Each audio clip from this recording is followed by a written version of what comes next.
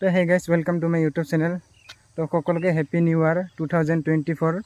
যে এই বছৰটো সকলোৰে মনৰ আশা পূৰণ হওক আৰু যিসকলে এই বছৰটোত বহুত কিবা কিবি ভাবি আছে তো সকলোৰে আশা পূৰণ হওক। তো বৰ্তমান মই আছোঁ মিণ্ডি পথাৰত আৰু মিণ্ডি পথাৰত একটা ধুনীয়া পাৰ্ক মুকলি কৰিব। আজি হ'ল ইংৰাজী জানুৱাৰী মাহৰ 1 তাৰিখ আৰু এইখন হৈছে কৃষ্ণাই নদী। তো এই নদীৰ কাষতে বনাইছে পাৰ্কখন। এতিয়া আমি ইফালেদি যাব লাগিব বাঁহৰ দলং হৈ, তাৰ ওচৰত পাৰ্কখন পাই যাম। আৰু এই নদীৰ ওপৰত চাহ কেনেকুৱা ধৰণৰ দলং বনাইছে বাছেৰে। দলংখন বহুত লৰে, ভয়ো লাগে দেচোন, তথাপি নপৰে। এতিয়া বহুত হেভিত বনাইছে না, তো এদিকে যাব লাগিব আৰু এইফালে পাৰ্কখন। আৰু যদি আপোনালোকে এই পাৰ্কখনত আহিব বিচাৰে তেনেহ'লে কৃষ্ণাইৰ পৰা মাত্ৰ 16 কিলোমিটাৰখিনি হয়। গুগল মেপত ডায়মণ্ড ইক' পাৰ্ক বুলি চাৰ্চ কৰিলে পাই যাব। তো ফাইনেলি আহি পালোঁ আমি ইফালে পাৰ্ক ফালে, আৰু ইফালে আমাৰ লগত আছে মেইন দাদাজন। তো ইয়াৰ পৰা জানিব খুজিম আমি এই পাৰ্কখন ক'ত উপস্থিত আৰু এই পাৰ্কত কি কি সুবিধা আছে। তো সকলোখিনি ইয়াৰ পৰা জানিব চেষ্টা কৰিম। হাই, কি খবৰ, নমস্কাৰ। আৰু মোৰ পাৰ্কটোৰ নাম হ'ল, একচুৱেলি মোৰ নামতে ৰাখিছোঁ ডায়মণ্ড ইক' পাৰ্ক। আচ্ছা, যিহেতু বহুত মানুহে ইয়াতে মোক চিনি পায়, মানুহবোৰ জানে যে যেতিয়া মই খোলোঁ তেতিয়া মানুহবোৰ গম পাব লাগে যে মোৰে হয়। তো সেইকাৰণে মই মানে ভাবিছোঁ যে কি ইক' পাৰ্ক এটা খোলোঁ, যে লোকেল ল'ৰা ইয়াতে খুলিছোঁ। এতিয়া বেলেগ নাম দিলে গম নাপাব যে কোনে খুলিছে। তো মই ভাবিলোঁ যে মোৰে নামত খোলোঁ, যাতে মানুহবোৰ যাতে গম পায় যে ইয়াতে মই বেছিকেলি গুৱাহাটীত থাকোঁ।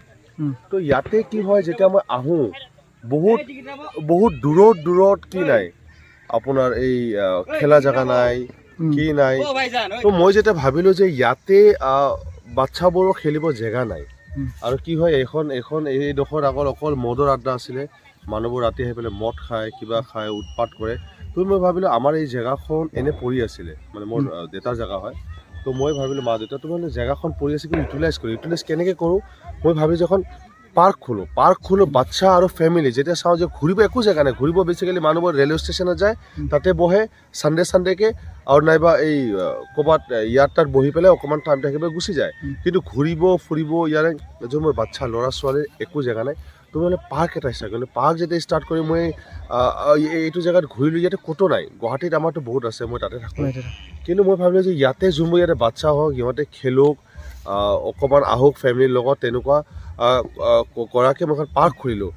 ইয়াতে ন' এলকহল, ন' স্মকিং, ন' টবেক' জন। মই মদ, চিগাৰেট হওক, গুটখা হওক একদম এলাউ কৰা নাই।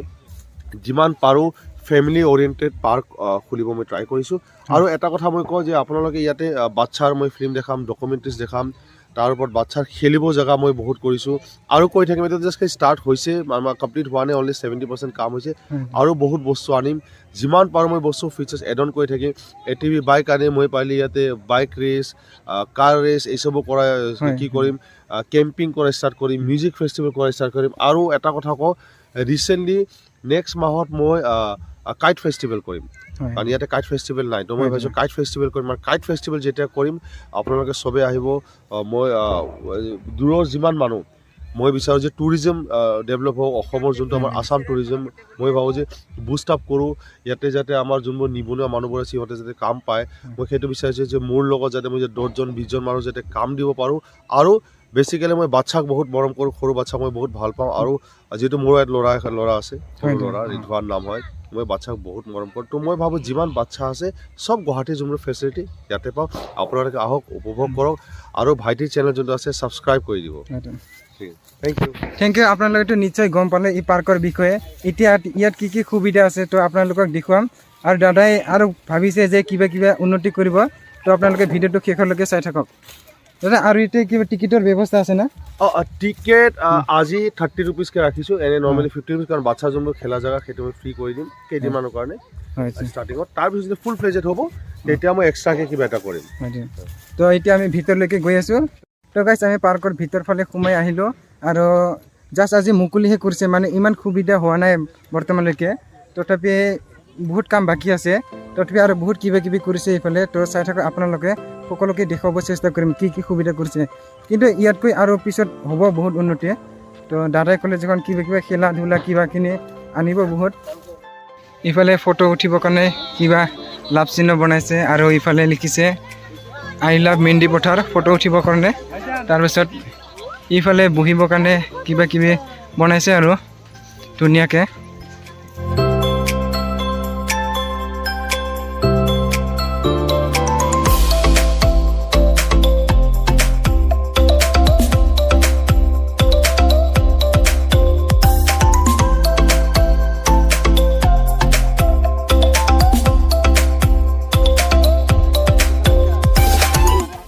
ইফালে বাঁহৰ এনেকুৱা ধৰণৰ ঘৰ বনাইছে 3 কোণাকৈ। এই ঘৰত আপোনালোকে আহি কিনে ৰেষ্ট কৰিব পাৰিব আৰু ভাত চাত বা কিবা পাৰ্টি চাৰ্টি কৰিব পাৰিব আৰু এই ঘৰখনত। আৰু সৰুটো গছৰ ওপৰত ধুনীয়াকৈ চাংঘৰ বনাইছে, তো আপোনালোকে তাতে উঠি কিনে ঠাইখন চাব পাৰিব আৰু ভালদৰে গোটাইখিনি।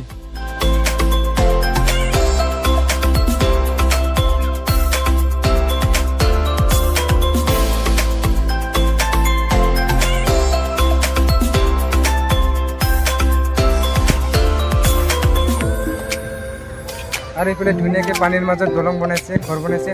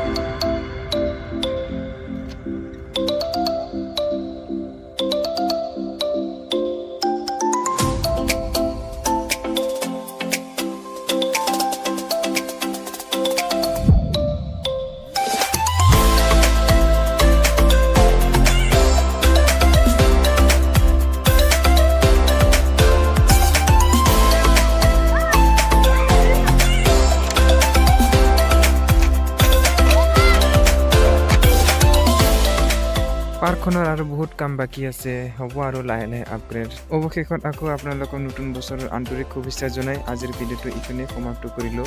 Bye bye.